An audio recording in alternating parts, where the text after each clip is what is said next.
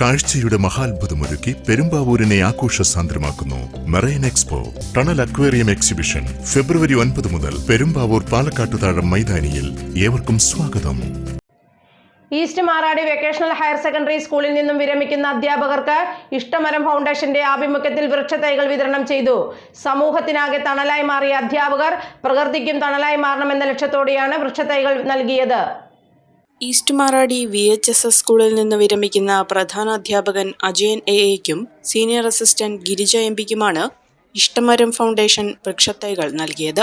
മാറാടി ഗ്രാമപഞ്ചായത്ത് മുൻ പ്രസിഡന്റ് ലതാ ശിവനും 10ാം വാർഡ് മെമ്പർ സിജി ഷാമോനും മാറാടി സഹകരണ സംഘം പ്രസിഡന്റ് തേജസ് ജോണും ചേർന്നാണ് പ്രകൃതിക്ക് തണലേകുന്ന വൃക്ഷത്തൈകൾ നൽകിയത്.